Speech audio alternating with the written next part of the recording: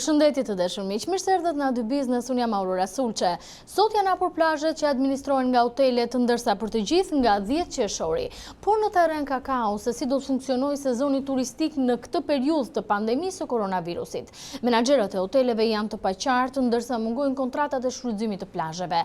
Ndjekim një material nga Durrësi deri në Vlorë për atë që po ndodh sot në Bregdetin shqiptar. Zyrtarisht plazhet janë hapur në Shqipëri vetëm në pjesët që administrohen nga hotelet në vijën e parë dhe të dytë të Bregdetit, por për te lajmit për hapjen e tyre, protokollet dhe kushtet që duhet të aplikohen në kuadër të masave kundër koronavirusit janë ende të paqarta. Rreth 144 njësitë akomoduese që operojnë për në vijën e parë të Bregdetit në Durrës, do duhet që nga dita e sotme deri në 15 qershor që të aplikojnë në Albania për të përfituar me qëllim shfrytëzimin e sipërfaqeve të plazhit që kanë përpara tyre. Por sa të qartë janë përfaqësuesit e këtyre bizneseve lidhur me masat e reja që po aplikohen nga Ministria e Turizmit dhe sa i favorizojnë këto masa apo disfavorizojnë në frekuentimin që do të kemë për gjatë këtij sezoni veror. Ne ende jemi pak të paqartë rreth vendimeve përfundimtare, por që jemi ende në pritje të vendimeve përfundimtare që edhe ne të nxjerrim protokollet e tona të hotelit, pra për distancat, për dezinfektantët dhe për stafin që i kemi marrë masat normalisht dhe të gjithë janë të pajisur me maska, me doreza.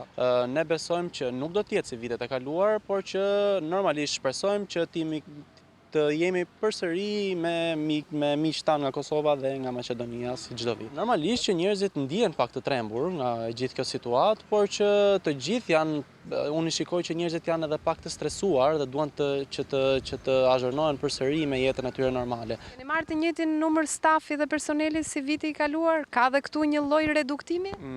Patjetër që ka një lloj reduktimi. Numri nuk është si vitet e kaluara, patjetër që po, pra është më i pakët.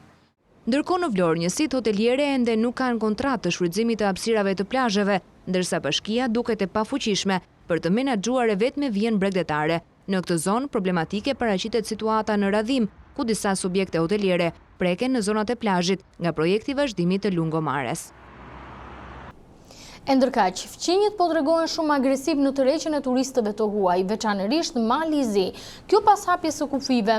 Drejtuesit e agjencive turistike janë skeptik për ecurinë e sezonit këtë vit, pavarësisht se qeveria vendosi zgjatjen e tij deri më 15 nëntor. Ndjekim materialin. Rajoni po rrëmben turistët besnik të Shqipërisë. Operatorët turistik deklarojnë se politikat agresive që po ndjekin fqinjët në industrinë e turizmit kanë bërë që vizitorët e huaj të qasen drejt destinacioneve të tyre, ndërsa deklarojnë se turizmi këtë vit do të mbështetet nga shqiptarët e Kosovës dhe emigrantët. Operojmë me gjithë tregun në perëndimor, në tregun izraelit. Fokusi i tregu izraelit ka 2-3 vite që është përqendruar më shumë në Shqipëri, por kam një informacion që ka çarta që do vi nga Izraeli, këtë vit mund të operojnë vetëm në Malezi. Domethënë qeveria malezeze ka ndërhyrë më shumë nga pjesa e Evropës perëndimore. Dhe nga Anglia akoma nuk kemi asnjë lloj informacioni. 80% është nga turizmi nga kosovarët dhe nga pjesa shqiptare e Maqedonisë. Realisht kemi edhe pjesën e emigracionit që mund të mbulojë një pjesë të caktuar, por mund të jenë edhe vende lindore. Sipas operatorëve turistik, paqartësitë lidhur me protokollet që do të zbatohen, si dhe vonesat në hapjen e rrugëve ajrore, po e çojnë industrinë turistike drejt kolapsit. Kemi 100% varë nga linjët ajrore. Po së funksionojnë linjët ajrore, ne nuk kemi zero turizëm. Akoma nuk kemi për një protokoll të qartë për transportin turistik se si do operohet. Të gjitha rezervimet për muajin mars, prill, maj, qershor, si jemi aktualisht, të gjitha janë kancelluar. Edhe shumë shpejt mendoj që edhe rezervimet që kemi për korrikun dhe kushtin mund të kancellohen. 90% mund të kancellohen. Sezoni turistik këtë vit është parashikuar të zgjasë deri më 15 nëntor, si një mënyrë për të rikuperuar humbjet që ka pësuar ky sektor për shkak të pandemisë koronavirus. Turizmi është një ndër sektorët bazë të ekonomisë shqiptare, me një kontribut rreth 8.9% në GDP dhe me rreth 384.000 të punësuar, direkt dhe indirekt. Ecuria këtij sezoni turistik, pavarësisht problematikave të shumta, do të bëhet përcaktues për drejtimin që do të marrë ekonomia shqiptare, ku të gjitha institucionet financiare ndërkombëtare parashikojnë një recension të fortë këtë vit, nga -5% sipas Fondit Monetar Ndërkombëtar në -9% të parashikuar nga Bergj. Ndjekim materialin. Turizmi është sektori më i prekur nga 2 goditje radhazi, tërmeti 26 nëntori dhe pandemia koronavirus. Bëhet fjalë për një ndër shtyllat që mban në këmbë ekonominë. Sipas të dhënave të strategjisë kombëtare të turizmit, ky sektor jep një kontribut prej 8.9% në prodhimin e përgjithshëm kombëtar. Ka të punësuar direkt 93.000 persona dhe indirekt 290.000 vetë, ndërsa hyrjet valutore nga turistët e huaj vlerësohen në rreth 1.9 miliard euro. Me një peshë të tillë turizmi vlerësohet arsyeja pse ekonomia shqiptare rrezikon këtë vit një recesion të fortë nga 5% të parashikuar nga Fondi Monetar Ndërkombëtar deri në 9% sipas Bankës Evropiane për Rindërtim dhe Zhvillim. Visual Capitalist, duke përpunuar të dhënat nga Organizata Botërore e Turizmit, ka përpiluar një hartë që rendit shtetet me varësi më të lartë nga turizmi, mes tyre në vendin e 30 renditet Shqipëria, me një peshë prej 22% të totalit të punësuarve pikërisht në këtë sektor. Rrjedhimisht rimëkëmbja e turizmit nëpërmjet masave specifike që kërkohen tashmë nga operatorët e tregut, por edhe ekspertët do të përkthejë edhe në frymarrje për ekonominë e gjerë. Deri më tani këto masa kanë munguar dhe shpresa është tek plani i rimëkëmbjes të premtuar nga qeveria në fund të qershorit. E për të diskutuar më shumë lidhur me turizmin, sezonin këtë vit dhe masat që duhen marrë, kam në studio zotin Ermal Telha, ekspert për ekonominë. Mirë se erdhe Ermal, kënaqësi që të kam në aty biznes. Përshëndetje, faleminderit për ftesën. Duke filluar që sot janë hapur plazhet, por ka kaos, e pam nga materiali përgatitur nga kolegët tanë, nga Durrësi deri në Vlorë, menaxherët e hoteleve, cilët duhet bëjnë menaxhimin e plazheve, nuk din tashmë si të sillen, mungon njëkohësisht kontratat për menaxhimin e plazheve, e pritshme duke pasur parasysh situatën e përgjithshme me pandeminë, apo masa duhet ishin marrë më herët, duke pasur parasysh edhe konkurrencën që vjen nga fqinjët, kryesisht nga Malizi, që është shumë agresiv, edhe në këtë vit të vështirë për gjithë botën. Sigurisht që ka vend për përmirësim edhe ndoshta në disa pjesë caktuara të marrjes masave ne duhet të ishim më të përgatitur edhe më koherent në raport me situatën, sepse përballemi me një moment ku detyrohemi të hapim për shkak të një date të përcaktuar, por nuk kemi mënyrën se si do operohet në këto zona dhe gjykoj të arsyeshme hapjen fillimisht të zonave të cilat menaxhohen nga strukturat private akomoduese, sepse këto janë strukturat të cilat kanë edhe një kontroll pak më direkt të territorit, edhe mund të bëjnë një organizim pak më të mirë në këtë datë të përshpejtuar, por edhe 10 ditë më vonë që do hapet edhe pjesa tjetër, besoj që do jetë mjaftueshme që ne të fillojmë të operojmë me frekuentimin e zonave turistike. Duhet thënë që është një situatë, ne si Shqipëri jemi dyfisht të goditur, sepse jo vetëm për shkak të pandemisë gjunjëzoi gjithë botën, ne u goditëm edhe nga tërmeti 26 nëntorit të vitit kaluar, i cili preku zonën kryesore bregdetare që gjeneron edhe një fluks shumë të madh të turistëve dhe gjeneron një fluks shumë të madh të ekonomisë shqiptare, siç është zona e Durrësit. Të çoroditur patjetër që janë pjesa më e madhe atyre që operojnë, sepse është një situatë ku ne nuk njohim të nesërmen, ne akoma sot pavarësisht se Shqipëria për fatin tonë të mirë nuk arriti të kishte një fluks shumë të madh të prekurisht dhe humbje jetësh, por është një ekonomi e brisht me një zhvillim relativisht modest në raport me ekonomitë e fuqishme dhe përveç faktit që kemi këtë ekonomi që kemi, jemi edhe pak të kushtëzuar sepse edhe ndihma e huaj në këto momente është deri diku e pamundur për shkak se gjithë ekonomitë e botës dhe të vendeve të zhvilluara janë të përqendruara në përmirësimin apo në rregullimin e kushteve të tyre të brendshme lokale. Po ndërkaq prekja e ekonomisë shqiptare është shumë e ndjeshme për faktin se ka një varësi shumë të lartë nga sektori i turizmit, ne pamë dhe materiali nga visualcapitalist.com, po të shikojë Shqipëria renditej në 30 vendet me varësinë më të madhe në botë për sa i përket ekonomisë nga turizmi për shkak të peshës shumë të madhe të punësuarve, kryesisht 22% e totalit janë pikërisht në sektorin e turizmit. Në këto kushte duket sikur do jetë përcaktuese ajo që do ndodhi të paktën gjatë këtyre muajve, duke filluar që nga dita sot me deri në 19 deri në 15 nëntor që e ka lënë të hapur sezonin turistik qeveria për sa i përket asaj që do ndodhi në ekonominë shqiptare. Ti si e parashikon se do të jenë këto muaj për sa i përket turizmit? Sigurisht që do jenë muaj të vështirë. Kjo nuk ka asnjë lloj diskutimi, jemi shumë të kushtëzuar me prurjen e turistëve që vinë nga vendet e huaja. Aktualisht kemi një datë hapjes të kufive ajror, po megjithëse ne mund të kemi kufi ajror të hapur apo linja ajrore funksionale, ne stresin dhe presionin psikologjik që komunitetet në përbot kanë, turistët në përgjithësi, nuk mund ta shmangim dot. Kështu që do ketë një reduktim natyral të fluksit të ardhjes të turistëve në vendin tonë. Gjithashtu ka të bëjë shumë edhe pjesa se sa serioze është marrja e masave nga ana jonë, që unë gjykoj që serioziteti edhe masat që janë marrë janë në proporcion me mundësit tona, nuk mund të presim ndodhin çuditëra në Shqipëri, por do presim marrje masash edhe përgatitje për aq mundësi sa kemi dhe kapacitet sa kemi për të përgatitur. Por nuk kemi më pak mundësi, Ermal, krahasuar me vendet e tjera të rajonit. Mund të referohen vetëm 2 prej tyre.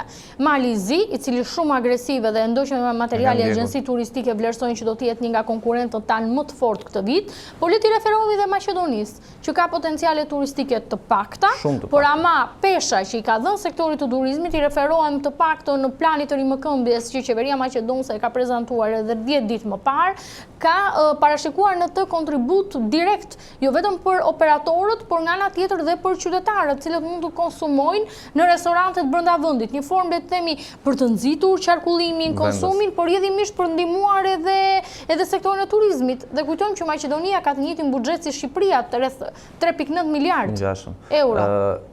Sigurisht që ne jemi të favorizuar në raport me Maqedoninë, edhe besoj që fluksi kryesor i turistëve përveç turistëve vendas shqiptar të Shqipërisë do jetë ai i shqiptarëve të Kosovës dhe i shqiptarëve të Maqedonisë veriut. Maqedonia sado që të përpiqet me mënyra të cilat janë favorizuese dhe patjetër pse jo një pjesë e tyre duhet të injektohen edhe në strategjinë rimëkëmbëse të qeverisë shqiptare kundrejt bizneseve, është sot çdo ndihmë është e vlefshme edhe çdo mundësi për t'i dhënë një frymarrje shtesë, sidomos biznesit që operon në fushën e turizmit veror është jashtëzakonisht e vlefshme, sepse mos harrojmë që pjesa më e madhe, po themi edhe për shkak të formimit ton kulturor si shoqëri, pjesa më e madhe e shoqërisë shqiptare e kanë të fokusuar pjesën e pushimeve vetëm tek pushimet verore dhe është pikërisht momenti kur ne duhet të ishim gjatë të përgatitur dhe të besoj në vazhdën e një aktiviteti goxha të konsoliduar. Por momenti i pandemisë është ai që i ktheu mbrapsht gjithë ose ktheu përmbys të gjithë strategjinë normale të veprimit dhe kjo do na duhet që të jemi pak më të zgjuar dhe më të përgatitur për ta përballuar këtë. Unë pres masat në fund qershorit, të cilat do lançohen nga qeveria për planin tjetër të rimëkëmbjes dhe shpresoj që këtu të jetë një plan rimëkëmbje i fokusuar direkt tek biznesi, sepse aty është edhe motori, po themi, i ekonomisë. Dhe turizmi shqiptar është direkt te biznesi, çfarë nuk kuptoni? Sepse deri tani është bërë ditur që mund të ketë një garanci sovrane, e cila të jetë fokusuar pikërisht për sektorin e turizmit. Po sugjeron masa të tjera që mund të stimulohet kjo degë ekonomisë? Edhe subvencione direkte në bazë të mundësive dhe të kapaciteteve që buxheti i shtetit ka për të mundësuar ose për t'i dhënë një frymarrje subjekteve të cilët janë më të prekur, janë në zona më të prekura dhe subjektet që punësojnë në numër më të madh qytetarësh. Është e rëndësishme që të ndikohet në çdo formë dhe mënyrë në mosprekjen e konsumit, sepse në rast se prekim konsumin, atëherë fillon hym në një trajektore ulse e cila do na shkaktoj dëm pas dëmi dhe do kalojmë në një proces zinxhir pastaj. Futemi në një rreth vicioz, kjo është problematika më e madhe. Po sigurisht që po, sepse nëse arrim të prekim edhe konsumin, që është hallka fundore që tregon një rënje ekonomike, situata pritet që të mos jetë shumë favorizuese. Kështu që automatikisht gjitha mekanizmat që shtojnë likuiditetin dhe ndihmojnë në mosrënien dhe në konsolidimin e konsumit përgjithshëm janë të gjitha të vlefshme. Ndërkaq pritet që turizmi këtë vit bazohet te turizmi i brendshëm. Sa shpresë ke që mund të realizohet kjo në kushtet kur dihet që krizat të ndryshojnë edhe mënyrën e të konceptuarit, e të shpenzuarit, krijojnë pasiguri, më pak të ardhura? Unë kam prirjen që ta shoh pozitivisht edhe shumë dashamirësisht këtë pjesë. Ne mos harrojmë që çdo vit në kushte normale të viteve normale kemi një fluks shumë të lartë, ndoshta jo, po një fluks të konsiderueshëm dhe me peshë financiare, të cilët zgjedhin destinacione ndërkombëtare për të pushuar. Këtë fluks për fatin e mirë nëse mund ta themi në thojza, do ta kemi në Shqipëri këtë vit dhe është një potencial ekonomik i cili do ndikojë në qarkullimin ekonomik dhe në të ardhurat e turizmit në Shqipëri. Është momenti që ne të vlerësojmë shumë më tepër atraksionet tona, ndoshta këtu duhet të jemi pak më tepër pragmatistë edhe të jemi më tepër proteksionistë ndaj atraksioneve tona turistike, ndaj zonave të cilat duan vëmendje të veçuar. Duhet të kemi pak a shumë nxjerrim një mësim nga ky vit i pazakont për të gjithë botën për të vlerësuar më shumë atë që kemi dhe për të kuptuar që në kushte të vështira, sidomos kur vështirësitë e mëdha prekin përtej vendit ton, do jemi ne që duhet ta zgjidhim me mjetet tona, me atraksionet tona dhe me zhvillimet tona. Nuk duhet para asnjëherë zgjidhja jashtë, duhet mundohemi që të japim prioritet prodhimit vendas, mundohemi të japim prioritet konsumit produkteve vendase, duhet mundohemi të japim prioritet frekuentimit të ambienteve dhe të investimeve turistike që kanë kapital vendas, duhet të japim prioritet bankave me kapital vendas, duhet të japim prioritet kompanive të interkoneksionit apo telefonike me kapital vendas, që sa më më tepër qarkullim ekonomik dhe financat ngelen në xhepat e qytetarëve dhe kompanive shqiptare. Në fakt, Ermal, përtej dëshirës që çdo gjë të jetë patriotike edhe të jetë Made in Albania, të konsumohet Made in Albania çka, padyshim do të ishte një lajm shumë i mirë për ekonomisë edhe paraja do të mbetej brenda vendit, le të themi, do të qarkullonte mes nesh, sërish kjo çështje oferte, çështje konkurrence që ty të bëhet, nëse ty të vjen një ofertë më e mirë nga vendet që unë përmenda, për shembull Malizi, nuk po diskutoj pjesën e Maqedonisë për shkak të kufizimit të atraksioneve turistike, po i referohemi Malizi që ka gjithashtu dete dhe një ofertë më të organizuar, automatikisht kjo do të thotë turist shqiptar të larguar jashtë, sepse ka ndodhur dhe në vitet e kaluara. Ne po të shohim fluksin valutor që futet në Shqipëri, 1.9 miliard euro nga turistët e huaj, kujtojmë që rreth 1.3 miliard ose 1.4 ikën jashtë për aparat që shqiptarët shpenzojnë jashtë për pushime. Prandaj jam optimist për këtë deficit. A kemi kohë të riorganizojmë ofertën tonë në kaq pak kohë edhe në këto problematika? Koha nuk është asnjëherë mjaftueshme për të riorganizuar, sidomos kur prekemi dhe vim në një situatë të tillë shumë të paqartë me çfarë do të ndodhë, sepse të gjitha informacionet ndërkombëtare që vijnë paktën nga pikpamje shëndetësore, për cilën nuk jam profesionist, për të paktën lexoj dhe marr informacione në kohë reale, është që mund të kemi një valë të dytë Covidit dhe ne jemi akoma në nethet e ndoshta një mbyllje tjetër. Por unë besoj që do marr shumë energji dhe do marr frekuentim turizmi, sepse kjo periudhë 3 mujore e karantinës besoj që i ka rënduar prap psikologjikisht njerëzit dhe kush me mundësi më të mëdha dhe kush me mundësi më të vogla do krijojë mundësinë familjes vet për të pushuar disa ditë dhe për të kontribuar, po themi, dhe unë gjej rastin të bëj një apel kujdo që të shërbejë si një shtys për të kontribuar në qarkullueshmërinë ekonomike, sidomos fushës biznesit. Okej, një pyetje të fundit edhe shkurt mundësisht. Zgjatet sezoni turistik deri në 15 nëntor, po dihet që ne kemi plazh, ne kemi det edhe koha nuk është se varet nga qeveria apo dhe nga dëshira jon për ta zgjatur sa më gjatë. Mund ta zgjasim në zona turistike të cilat na japin zonat malore apo zonat që janë pjesë të trashëgimisë kulturore, ne për fatin e mirë kemi zona me kulinari shumë të zhvilluar, kemi zona që janë atraksione përtej sezonit veror dhe besoj që një pjesë e mirë e turistëve duhet të orientohet dhe ne duhet të bëjmë maksimumin të promovojmë këto zona që të arrijmë që një të ardhme të shkurtër dhe kjo të shërbejë si mësim të kemi një turizëm gjithëvjetor, të mos kushtëzohemi në 2 muajt e verës dhe brenda këtij kushtëzimi të kemi edhe kushtëzimin tjetër se si do jetë moti. Ermal Telha, të falenderoj shumë për të lidhjen në A2 Biznes. Faleminderit ju. Faleminderit dhe ju të dashur miq që na ndoqët në bashkëmin nesër. Mirupafshim.